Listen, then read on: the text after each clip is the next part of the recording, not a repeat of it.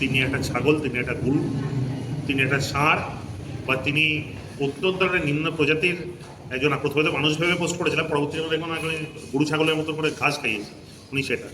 3 দিন পর আবার আপনাকে ইন্টারভিউ দেবো, 3 দিনের মধ্যে পারলে ওনার ইন্টারভিউ দিন, হয় তিনি প্রমাণ করুক, নাহলে তিনি একটা মিথ্যাবাদী গপ্পা, সেটা সকলের সামনে স্বীকার করুন। চ্যালেঞ্জ করছে উনি যদি বাপের বেটা হন, তিনি প্রমাণ করুক আজকে তার পয়সা কোথা থেকে এসছে, বাসের কন্ট্রাক্টর থেকে তার এত পয়সা কোথা থেকে আসে।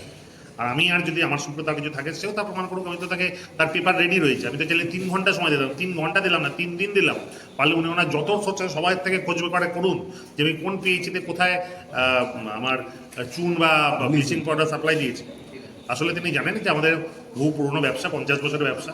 সে শুভেন্দু অধিকারীর পরিবার জবে থেকে বাস কন্ট্রাক্ট থেকে বাস কী সব করতো, তার আগে থেকে ব্যবসা। ওনার আজকে পয়সা কোথা থেকে আসছে, তিনি ইডিসি বে সব কিছু পিছনে দেখানোর চেষ্টা করেন।